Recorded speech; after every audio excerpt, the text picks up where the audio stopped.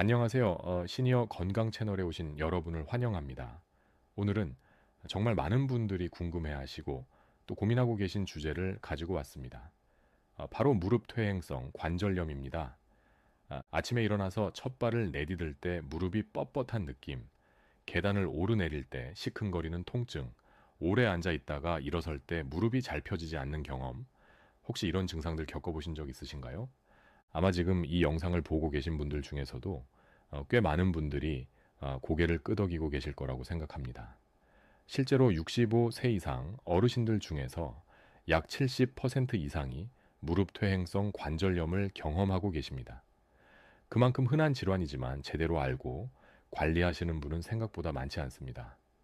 병원에 가면 수술해야 한다는 이야기를 들을까봐 걱정되시고 인터넷에서 찾아보면 정보가 너무 많아서 뭐가 맞는 건지 혼란스러우시죠. 주변에서는 이런저런 건강식품이 좋다더라, 이 운동을 하면 낫는다더라 하는 이야기들이 넘쳐나는데 과연 어떤 게 정말 도움이 되는 건지 판단하기가 어렵습니다.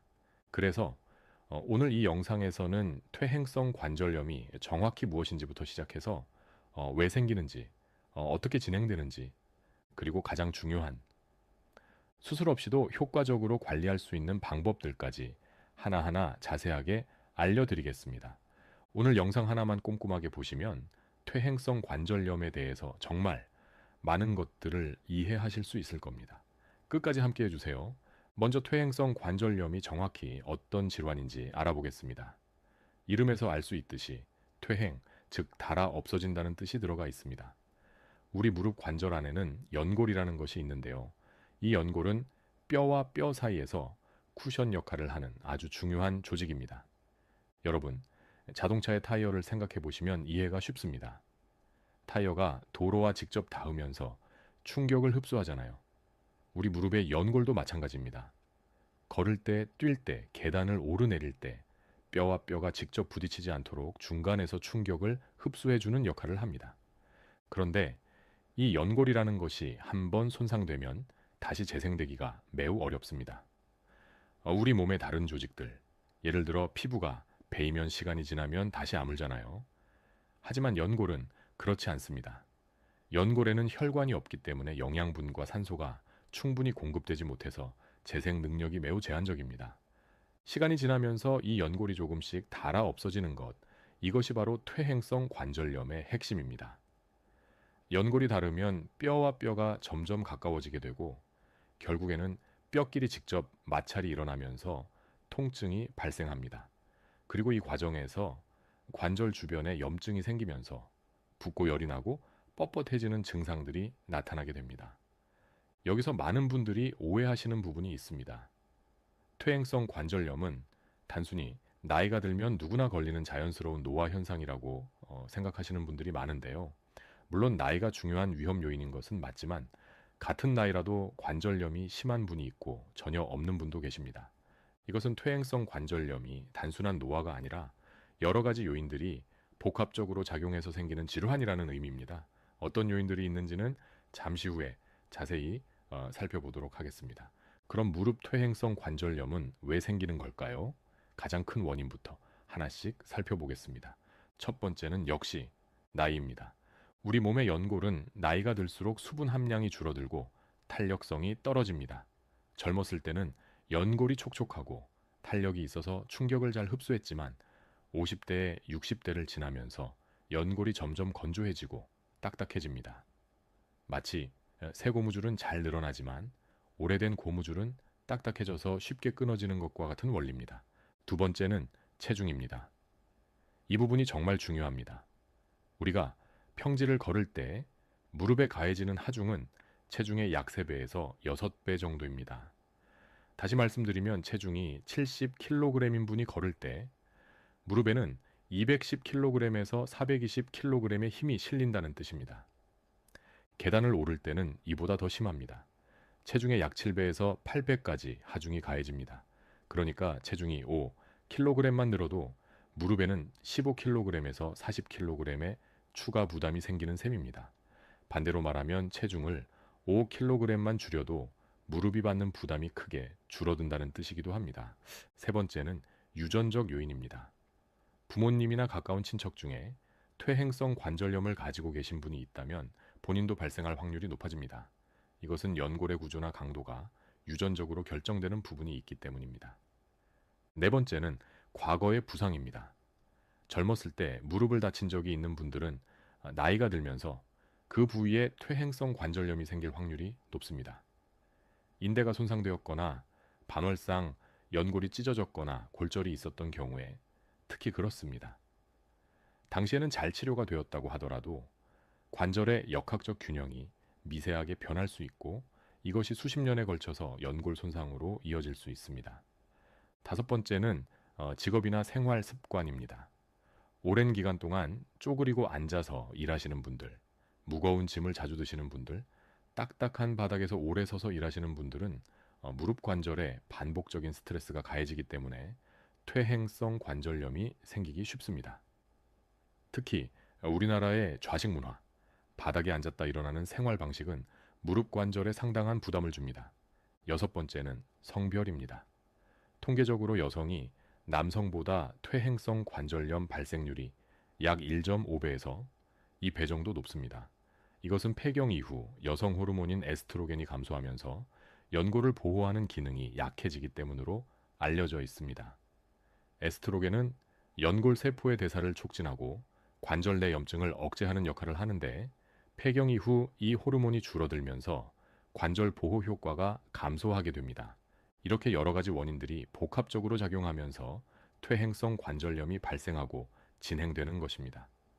중요한 것은 이 원인들 중에서 우리가 조절할 수 있는 것들이 분명히 있다는 점입니다.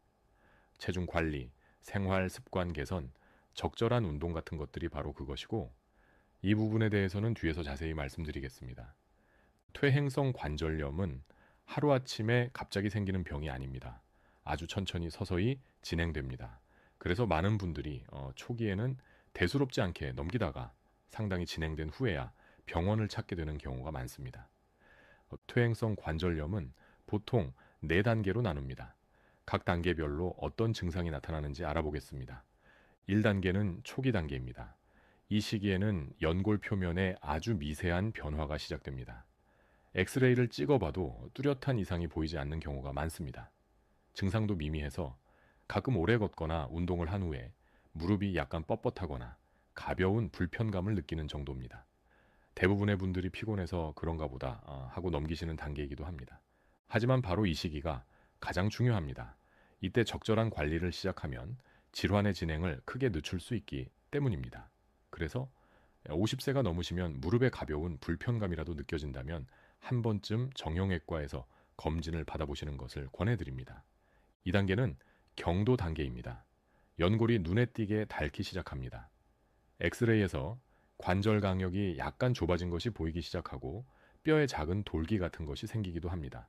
이것을 골극이라고 하는데 다른 연골 대신 뼈가 자라나면서 생기는 것입니다. 이 단계에서는 증상이 좀 더 뚜렷해집니다. 아침에 일어났을 때 무릎이 뻣뻣하고 움직이기 시작하면 조금 나아지는 느낌을 받습니다. 이것을 조조강직이라고 하는데 보통 30분 이내로 풀립니다.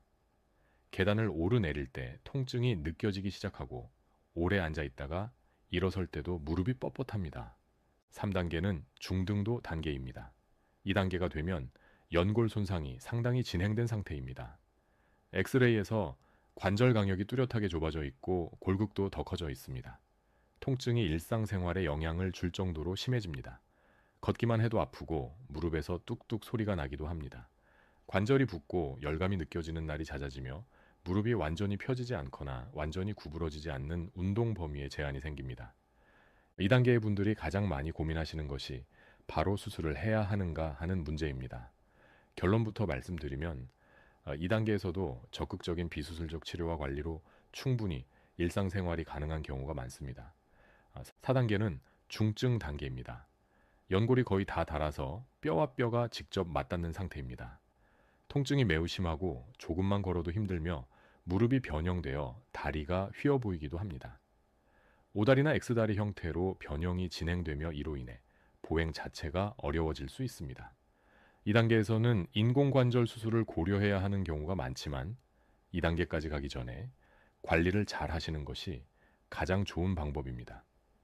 자, 그러면 지금 여러분의 무릎 상태는 몇 단계쯤 해당하실까요? 혹시 잘 모르시겠다 하면 걱정하지 마세요. 다음 내용에서 자가 진단하는 방법도 알려드리겠습니다. 지금부터 간단한 자가 진단을 해보겠습니다. 제가 말씀드리는 항목에 해당하시는 것이 몇 개인지 한번 세어보세요. 하나, 아침에 일어나면 무릎이 뻣뻣하고 움직이려면 시간이 좀 필요하다. 둘, 계단을 내려갈 때 무릎 앞쪽이나 안쪽이 아프다. 셋, 오래 앉아 있다가 일어서면 무릎이 잘 펴지지 않거나 아프다. 넷, 무릎을 구부렸다 펼 때 뚝뚝 하는 소리가 난다. 다섯, 날씨가 흐리거나 추울 때 무릎 통증이 심해진다. 여섯, 걷다가 갑자기 무릎에 힘이 빠지는 느낌이 들 때가 있다. 일곱, 무릎 주변이 붓거나 만지면 열감이 느껴진 적이 있다. 여덟, 예전에 비해 걸을 수 있는 거리가 줄었다.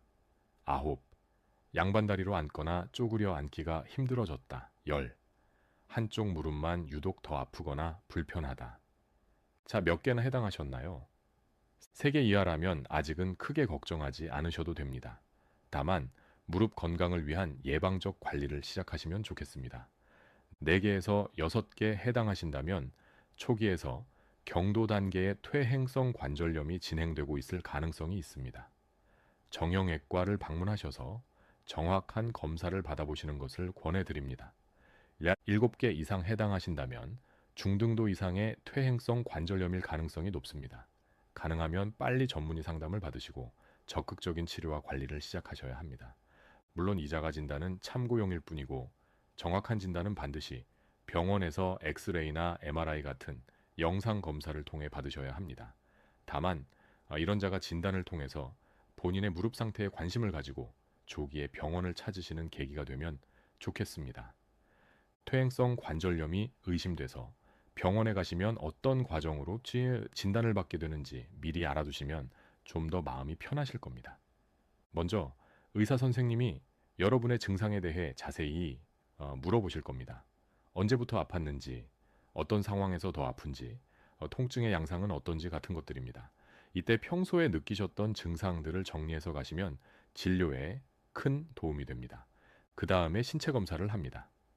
무릎의 움직임 범위를 확인하고 어느 부위를 누르면 아픈지, 붓기가 있는지, 무릎의 안정성은 어떤지 등을 살펴봅니다. 가장 기본적인 영상 검사는 엑스레이입니다. 엑스레이로 뼈의 상태와 관절 간격을 확인할 수 있습니다. 관절 간격이 좁아져 있으면 연골이 닳았다는 뜻이고 골격의 유무와 크기도 확인할 수 있습니다. 서서 찍는 체중부와 엑스레이가 더 정확한데 이는 실제로 체중이 실린 상태에서의 관절 상태를 보여주기 때문입니다. 좀 더 정밀한 검사가 필요한 경우에는 MRI를 찍기도 합니다. MRI는 연골, 인대, 반월상, 연골판 같은 연부 조직의 상태를 자세하게 볼 수 있습니다. 다만 MRI가 항상 필요한 것은 아니고 의사 선생님이 판단하셔서 필요한 경우에만 시행합니다. 혈액 검사를 하는 경우도 있는데 이것은 류마티스 관절염 같은 다른 종류의 관절염과 감별하기 위해서입니다. 퇴행성 관절염은 류마티스 관절염과는 원인과 치료법이 다르기 때문에 정확한 감별이 중요합니다. 이런 검사 과정들이 복잡하게 느껴지실 수 있지만 사실 대부분의 경우 증상 확인과 엑스레이만으로도 충분히 진단이 가능합니다. 너무 겁먹지 마시고 불편한 증상이 있으시다면 편안한 마음으로 정형외과를 방문해 주세요. 수술 없이 관리하는 방법, 첫 번째 운동요법. 자, 이제 여러분이 가장 궁금해하실 부분입니다. 수술 없이 퇴행성 관절염을 효과적으로 관리하는 방법들을 하나하나 알아보겠습니다. 가장 먼저 말씀드릴 것은 운동입니다. 무릎이 아픈데 운동을 하라니 무슨 말인가 하시는 분들이 계실 겁니다. 아프니까 쉬어야 하는 거 아닌가 하고 생각하시는 분들도 많으시죠. 하지만 이것은 매우 흔한 오해입니다. 적절한 운동은 퇴행성 관절염 관리에 있어서 약보다 더 중요한 치료법입니다. 이것은 제가 하는 말이 아니라 전 세계 정형외과 전문가들과 학술 연구들이 공통적으로 강조하는 사실입니다. 왜 그럴까요? 운동을 하면 무릎 주변의 근육이 강화되기 때문입니다. 특히 허벅지 앞쪽에 있는 대퇴사두근이라는 큰 근육이 중요한데요. 이 근육이 강하면 무릎 관절이 받는 충격과 하중을 대신 흡수해 줍니다. 쉽게 말해서 무릎의 천연 보호대 역할을 해주는 겁니다. 또한 운동을 하면 관절 안에 있는 활액이라는 윤활액의 순환이 좋아집니다. 연골은 혈관이 없어서 영양분을 이 활액에서 받는데 운동을 통해 관절을 움직여줘야 활액이 잘 순환되면서 연골에 영양분이 전달됩니다. 움직이지 않으면 오히려 연골에 영양 공급이 줄어서 퇴행이 더 빨라질 수 있습니다. 그렇다면 어떤 운동을 하면 좋을까요? 첫 번째 추천 운동은 수영과 아쿠아로빅입니다.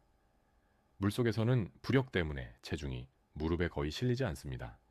물속에서 걷기만 해도 근육 강화 효과가 있고 통증 없이 운동할 수 있어서 퇴행성 관절염 환자분들께 가장 많이 추천되는 운동입니다. 두 번째는 실내 자전거 타기입니다. 자전거는 무릎에 체중 부하가 적으면서도 허벅지 근육을 효과적으로 강화할 수 있는 운동입니다. 다만 안장 높이가 중요합니다. 안장이 너무 낮으면 무릎이 과도하게 구부러지면서 오히려 관절에 부담이 될 수 있으니까요. 페달을 밟았을 때 무릎이 살짝 구부러지는 정도의 높이가 적당합니다. 세 번째는 평지 걷기입니다. 가장 쉽고 접근성이 좋은 운동이죠. 하루 30분 정도 편안한 속도로 걸어주시면 됩니다. 다만 경사가 있는 곳이나 울퉁불퉁한 길은 피하시고 평평한 곳에서 걸으시는 것이 좋습니다. 쿠션이 좋은 운동화를 신으시는 것도 중요합니다. 네 번째는 의자에 앉아서 하는 다리 운동입니다. 의자에 앉은 상태에서 한쪽 다리를 천천히 들어 올려서 무릎을 편 상태로 최소 10초 정도 유지하다가 내리는 운동입니다. 이것을 한쪽 다리에 10번씩 하루에 3번 정도 하시면 됩니다. 이 간단한 운동이 대퇴사두근 강화에 정말 효과적입니다. 반면에 피해야 하는 운동도 있습니다. 무릎에 큰 충격이 가는 달리기나 점프, 깊은 스쿼트, 등산에서의 급경사, 내리막길 같은 것들은 퇴행성 관절염이 있으신 분들은 피하시는 것이 좋습니다. 운동할 때 가장 중요한 원칙은 통증이 생기면 멈추는 것입니다. 약간의 불편감은 괜찮지만 운동 중이나 운동 후에 통증이 2시간 이상 지속된다면 운동 강도가 너무 세다는 신호입니다. 운동의 강도와 시간은 본인의 상태에 맞게 서서히 늘려가시는 것이 안전합니다. 수술 없이 관리하는 방법, 두 번째, 체중 관리. 두 번째 관리 방법은 체중 관리입니다. 앞에서 체중이 무릎에 얼마나 큰 부담을 주는지 말씀드렸죠. 체중 관리는 퇴행성 관절염 관리에서 운동만큼이나 중요합니다. 연구 결과에 따르면 과체중인 분이 체중을 5%만 줄여도 무릎 통증이 상당히 줄어들고 관절 기능이 개선되는 것으로 나타났습니다. 예를 들어 체중이 80kg인 분이 4kg만 감량해도 효과가 있다는 뜻입니다. 그런데 무릎이 아파서 운동을 못하겠는데 어떻게 살을 빼냐고 하시는 분들이 계실 겁니다. 맞습니다. 무릎이 아프면 활동량이 줄어들고 활동량이 줄어들면 체중이 늘고 체중이 늘면 무릎이 더 아파지는 악순환에 빠지기 쉽습니다. 이 악순환을 끊기 위해서는 식이 조절과 무릎에 부담이 적은 운동을 병행하시는 것이 좋습니다. 식이 조절에 대해서 몇 가지 실용적인 조언을 드리겠습니다. 첫째, 급격한 다이어트는 절대 하지 마세요. 나이가 들수록 근육량이 중요한데 무리한 다이어트를 하면 지방보다 근육이 먼저 빠질 수 있습니다. 한 달에 1kg에서 2kg 정도의 완만한 감량이 가장 이상적입니다. 둘째, 단백질 섭취를 충분히 해주세요. 근육을 유지하기 위해서 매 끼 식사에 단백질을 포함시키는 것이 좋습니다. 생선, 닭가슴살, 두부, 달걀, 콩류 같은 음식들이 좋은 단백질 공급원입니다. 셋째, 항염증 효과가 있는 음식을 자주 드세요. 오메가3 지방산이 풍부한 고등어, 연어, 참치 같은 등푸른 생선을 일주일에 2-3번 정도 드시면 관절 염증을 줄이는 데 도움이 됩니다. 과일과 채소에 들어있는 항산화 물질도 염증을 줄이는 효과가 있습니다. 특히 베리류, 브로콜리, 시금치, 토마토 같은 음식이 좋습니다. 넷째, 가공식품과 설탕이 많은 음식은 줄이세요. 이런 음식들은 체내 염증을 증가시킬 수 있습니다. 다섯째, 충분한 수분 섭취도 중요합니다. 하루에 6잔에서 8잔 정도의 물을 마시면 관절의 윤활 기능을 유지하는 데 도움이 됩니다. 체중 관리는 하루아침에 되는 것이 아닙니다. 장기적인 관점에서 건강한 식습관을 만들어가는 것이 중요합니다. 작은 변화부터 시작하세요. 밥그릇 크기를 한 단계 줄이거나 간식으로 과자 대신 과일을 드시거나 식후에 10분이라도 걸으시는 것부터 시작하시면 됩니다. 수술 없이 관리하는 방법. 세 번째, 약물 치료. 세 번째는 약물 치료입니다. 약물 치료에 대해서 많은 분들이 궁금해 하시면서도 걱정을 많이 하십니다. 약을 오래 먹으면 위장에 안 좋다든지 약에 의존하게 되는 거 아니냐든지 하는 걱정들이죠. 먼저 퇴행성 관절염에서 사용되는 약물의 종류에 대해 알아보겠습니다. 가장 먼저 사용되는 것은 아세트아미노펜입니다. 우리에게 타이레놀이라는 이름으로 잘 알려진 약이죠.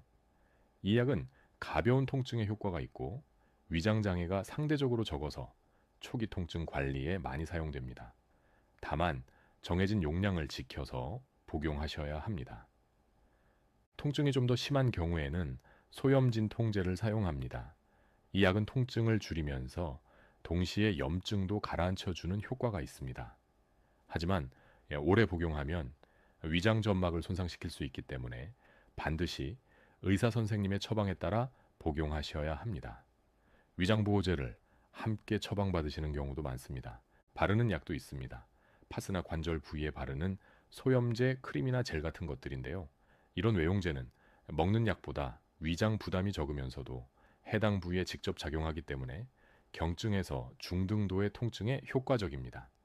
특히 무릎은 피부, 바로 아래에 관절이 있어서 바르는 약의 효과가 비교적 좋은 편입니다. 관절 내 주사 치료도 있습니다. 대표적인 것이 히알루론산 주사입니다. 히알루론산은 원래 관절 내에 있는 윤활 성분인데 퇴행성 관절염이 진행되면 이 성분이 줄어듭니다. 그래서 이것을 직접 관절 내에 주사해서 윤활 기능을 보충해주는 치료입니다. 보통 일주일에 한 번씩 3주에서 5주 동안 맞고 효과는 수개월 정도 지속될 수 있습니다. 스테로이드 주사도 있습니다. 이 주사는 심한 염증과 통증이 있을 때 단기간에 효과적으로 증상을 줄여줄 수 있습니다. 하지만 자주 맞으면 오히려 연골 손상을 가속시킬 수 있기 때문에 1년에 3회에서 4회 이내로 제한하는 것이 일반적입니다. 여기서 중요한 점은 약물 치료는 통증을 줄여주는 것이지 근본적으로 연골을 재생시키는 것은 아니라는 점입니다. 약물 치료의 목적은 통증을 줄여서 운동과 일상생활이 가능하게 만들어주는 것이고, 그래서 앞에서 말씀드린 운동과 체중 관리를 반드시 함께 하셔야 합니다. 약물 치료에 대해서 한 가지 더 말씀드리고 싶은 것은 통증을 참지 마시라는 것입니다. 통증이 있는데 약 먹기 싫어서 참으시는 분들이 계신데 통증을 오래 참으면 통증에 대한 민감도가 높아지는 만성 통증 상태로 전환될 수 있습니다. 적절한 통증 관리는 삶의 질을 유지하기 위해 꼭 필요합니다. 일상생활에서 무릎을 보호하는 습관. 이번에는 일상생활에서 무릎을 보호하는 실용적인 습관들에 대해 말씀드리겠습니다. 이 부분이 사실 가장 실천하기 쉬우면서도 효과가 큰 내용들입니다. 첫째, 바닥 생활을 줄이세요. 이것이 정말 중요합니다.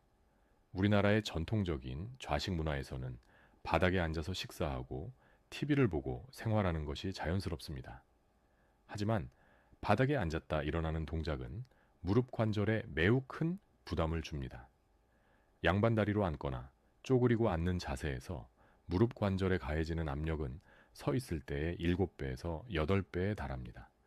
가능하면 식탁과 의자를 사용하시고 소파에 앉아서 TV를 보시는 것이 좋습니다.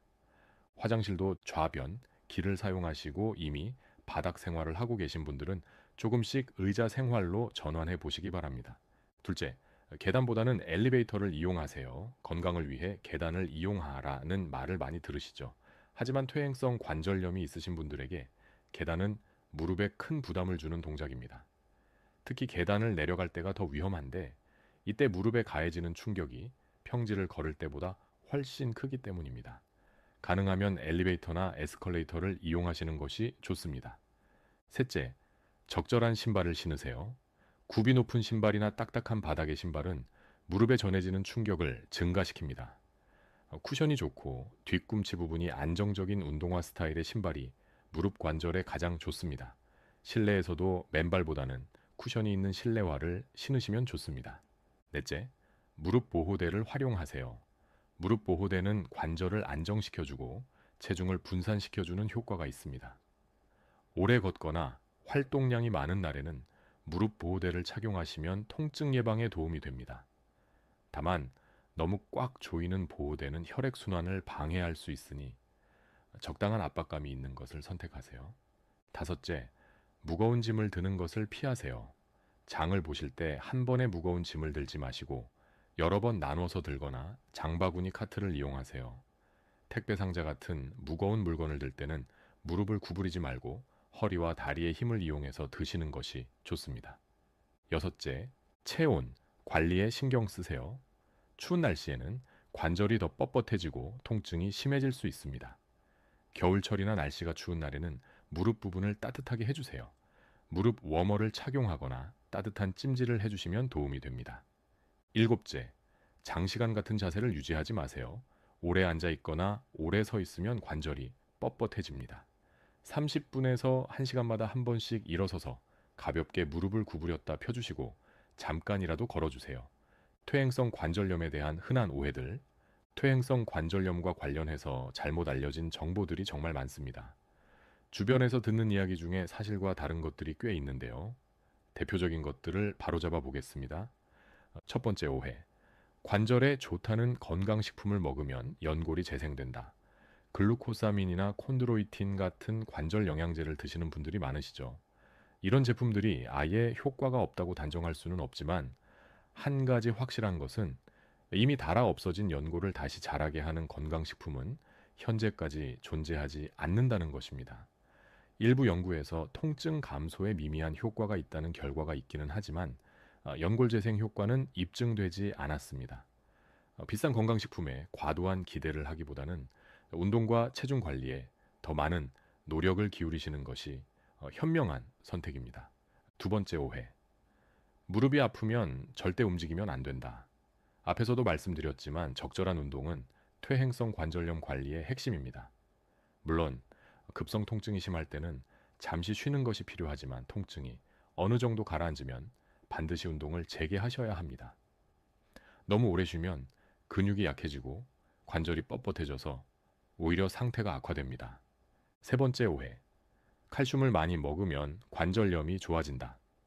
칼슘은 뼈 건강에는 중요하지만 퇴행성 관절염은 연골의 문제입니다. 연골은 뼈와 다른 조직이기 때문에 칼슘 보충이 직접적인 도움이 되지는 않습니다. 물론 골다공증 예방을 위해 칼슘 섭취는 중요하지만 퇴행성 관절염 치료와는 별개의 문제입니다. 네 번째 오해. 퇴행성 관절염은 결국 수술밖에 답이 없다. 이것은 정말 잘못된 생각입니다.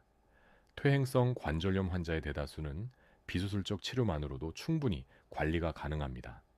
실제로 인공관절 수술이 필요한 단계까지 진행되는 경우는 전체 퇴행성 관절염 환자 중 일부에 불과합니다. 초기에 적절한 관리를 시작하면 수술이 필요한 단계까지의 진행을 크게 늦출 수 있습니다. 다섯 번째 오해. 관절이 뚝뚝 소리 나면 무조건 관절염이다. 관절에서 소리가 나는 것은 매우 흔한 현상이고 소리만으로 관절염이라고 진단할 수는 없습니다.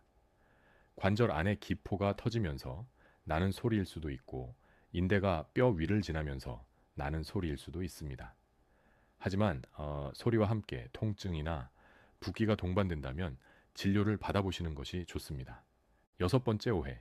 날씨가 관절염과 관계없다. 많은 분들이 비가 오거나 추운 날에 무릎이 더 아프다고 하시는데 이것은 실제로 근거가 있습니다. 기압의 변화와 온도 저하가 관절 내 압력과 혈류에 영향을 주면서 통증 민감도가 높아질 수 있습니다.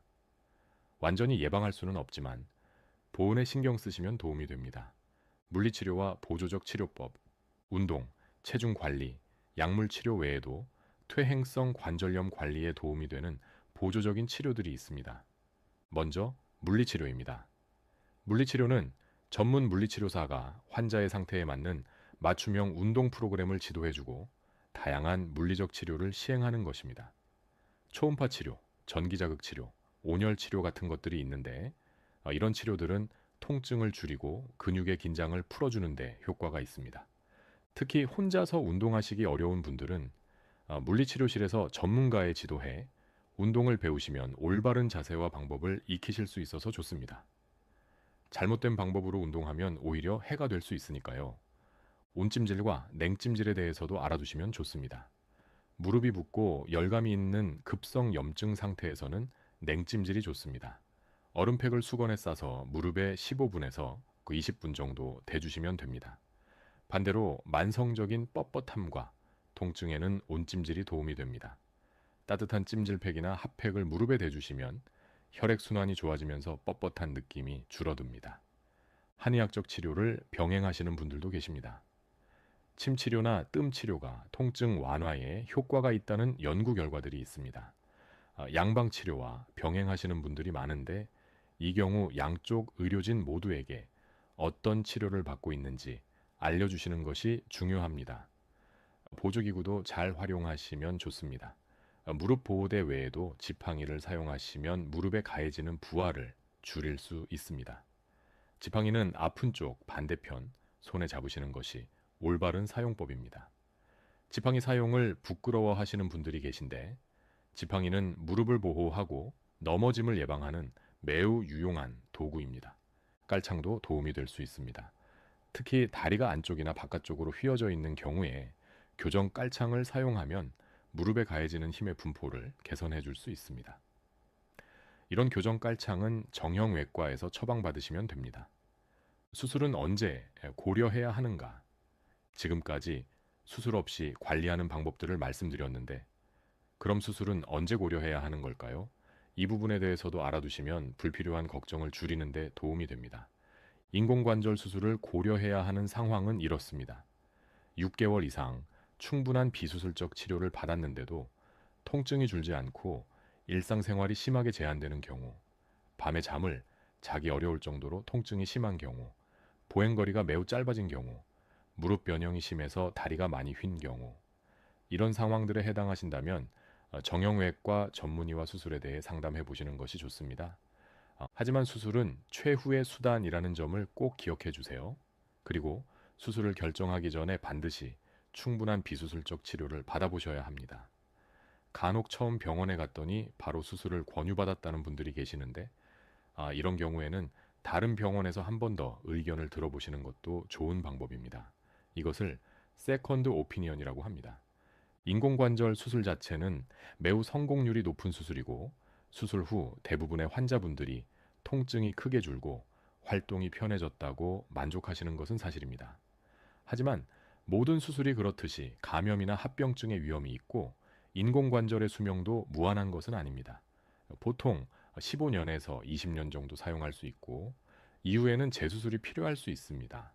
그래서 너무 이른 나이에 수술을 받으시면 평생 동안 재수술을 받아야 할 가능성이 높아지기 때문에 가능한 한 비수술적 치료로 버텨보시는 것이 좋습니다. 물론 너무 참다가 상태가 악화되는 것도 좋지 않으니 전문의와 충분히 상의하시면서 적절한 시점을 결정하시는 것이 중요합니다.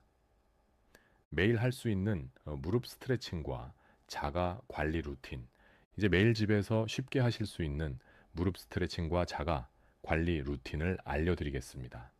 아주 간단한 동작들이니까 오늘부터 바로 시작해 보시길 바랍니다. 아침에 일어나자마자 하시면 좋은 동작입니다. 침대에 누운 상태에서 한쪽 무릎을 천천히 가슴 쪽으로 당겨줍니다. 양손으로 무릎 뒤를 잡고 10 최소 15초 정도 유지하다가 천천히 내려놓으세요. 반대쪽도 같은 방법으로 해주시고 각각 5번씩 반복합니다. 이 동작은 자는 동안 뻣뻣해진 관절을 부드럽게 풀어주는 효과가 있습니다. 두 번째 동작은 허벅지 뒤쪽 스트레칭입니다. 침대에 누운 상태에서 한쪽 다리를 천장 방향으로 올려줍니다. 무릎이 완전히 펴지지 않아도 괜찮습니다. 허벅지 뒤쪽이 살짝 당기는 느낌이 들 때까지 올리고 그 상태에서 15초 유지합니다. 각 다리 5번씩 반복하시면 됩니다. 세 번째는 의자에 앉아서 하는 다리 펴기 운동입니다. 의자에 앉아서 한쪽 다리를 천천히 들어 올려 무릎을 최대한 편 상태로 만듭니다. 이 상태에서 5초 유지하고 천천히 내립니다. 10번씩 3세트 하시면 됩니다. 조금 익숙해지시면 발목에 가벼운 모래주머니를 차고 하시면 근력 강화 효과가 더 커집니다. 네 번째는 벽에 기대어 하는 반 스쿼트 동작입니다. 벽에 등을 대고 서서 발을 벽에서 한 발자국 정도 앞으로 내밉니다. 그 상태에서 천천히 무릎을 구부려 앉는 동작을 합니다. 이때 무릎이 발끝보다 앞으로 나가지 않도록 주의하시고 무릎이 약 45도 정도 구부러질 때까지만 내려가세요. 깊이 앉을 필요 없습니다. 5초 유지한 후 천천히 올라옵니다. 10번씩 2세트 하시면 됩니다. 다섯 번째는 종아리 스트레칭입니다. 벽을 양손으로 짚고 서서 한 발을 뒤로 뻗습니다. 뒤에 있는 발의 뒤꿈치가 바닥에 닿은 상태에서 앞쪽 무릎을 살짝 구부려 줍니다. 종아리 뒤쪽이 당기는 느낌이 들면 15 최소 20초 유지합니다. 각다리 3번씩 반복하세요.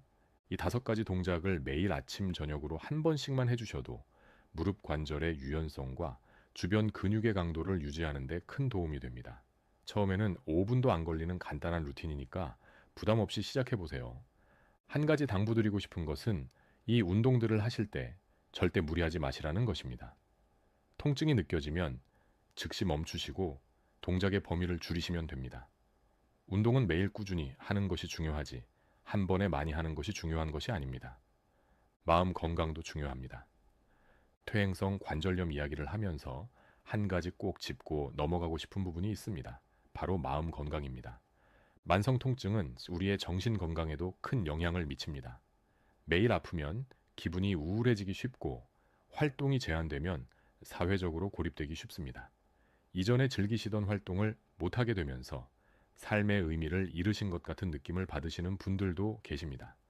실제로 퇴행성 관절염 환자분들 중 상당수가 우울감이나 불안감을 경험하시는 것으로 알려져 있습니다. 그리고 우울감은 통증에 대한 민감도를 높여서 같은 통증이라도 더 심하게 느끼게 만듭니다. 이것이 악순환으로 이어질 수 있습니다. 그래서 마음 건강도 함께 관리하시는 것이 중요합니다. 몇 가지 도움이 되는 방법을 말씀드리겠습니다. 첫째, 가능한 범위 안에서 사회 활동을 유지하세요. 친구들과 만남, 동호회 활동, 종교 활동, 봉사 활동 등 사람들과 어울리는 동을 계속해 주세요. 무릎이 아파서 이전처럼 등산은 못 가더라도 가까운 곳에서 차 한 잔 마시며 이야기 나누는 것은 가능하잖아요. 둘째, 관절염이 있어도 즐길 수 있는 새로운 취미를 찾아보세요. 수영, 요가, 그림 그리기, 악기 연주, 독서 모임 등 무릎에 부담이 적은 활동들 중에서 본인이 즐길 수 있는 것을 찾아보시면 좋겠습니다. 셋째, 통증 일기를 쓰는 것도 도움이 됩니다. 매일 통증의 정도와 무엇을 했는지, 기분은 어땠는지를 간단히 기록하면 통증의 패턴을 이해하는 데 도움이 되고 진료 시에도 유용한 자료가 됩니다. 넷째, 수면의 질을 관리하세요. 잠을 잘 자면 통증에 대한 내성이 높아지고 회복력도 좋아집니다. 자기 전에 따뜻한 물로 샤워를 하거나 무릎에 온찜질을 해주시면 통증을 줄이면서 수면의 질도 높일 수 있습니다. 기분이 많이 우울하시거나 통증 때문에 일상생활이 너무 힘드시다면 주저하지 마시고 의료진에게 이 부분도 함께 상담해 주세요. 필요한 경우 적절한 도움을 받으실 수 있습니다. 최신 치료 동향도 알아볼까요? 참고로 퇴행성 관절염 치료 분야에서도 새로운 연구들이 계속 진행되고 있습니다. 아직 일반적인 치료법으로 확립되지는 않았지만 앞으로 기대해 볼 수 있는 것들을 간단히 소개해 드리겠습니다. 자가 혈소판 풍부 혈장 치료라고 해서 PRP 주사라는 것이 있습니다. 본인의 혈액에서 혈소판을 농축해서 관절에 주사하는 방법인데요. 혈소판에 들어있는 성장인자가 손상된 조직의 회복을 촉진한다는 원리입니다. 일부 연구에서 통증 감소와 기능 개선에 효과가 있다는 결과가 보고되고 있습니다. 다만 아직 보험 적용이 되지 않아 비용이 부담스러울 수 있고 효과에 대한 추가 연구가 더 필요한 상황입니다.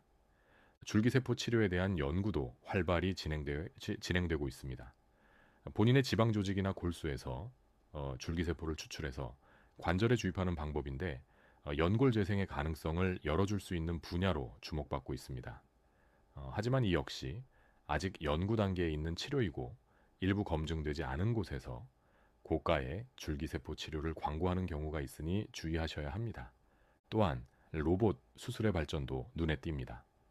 인공관절 수술에 로봇 기술을 적용해서 더 정밀하게 인공관절을 삽입하는 기술이 발전하고 있습니다. 이를 통해 수술의 정확도가 높아지고 회복 기간이 단축될 수 있습니다. 이런 새로운 치료법들은 흥미롭긴 하지만 현재로서는 검증된 기본 치료, 즉 운동, 체중 관리, 적절한 약물 사용이 여전히 가장 확실하고 효과적인 방법이라는 점을 꼭 기억해 주세요. 새로운 치료에 대한 광고나 선전에 현혹되지 마시고 반드시 전문의와 상담 후에 결정하시기 바랍니다. 자, 오늘 정말 긴 시간 동안 함께 해주셨습니다. 끝까지 시청해주신 여러분께 감사드립니다. 오늘 내용을 간단히 정리해 보겠습니다. 퇴행성 관절염은 관절 연골이 닳아 없어지면서 생기는 질환으로 매우 흔하지만 적절한 관리로 충분히 조절할 수 있는 질환입니다.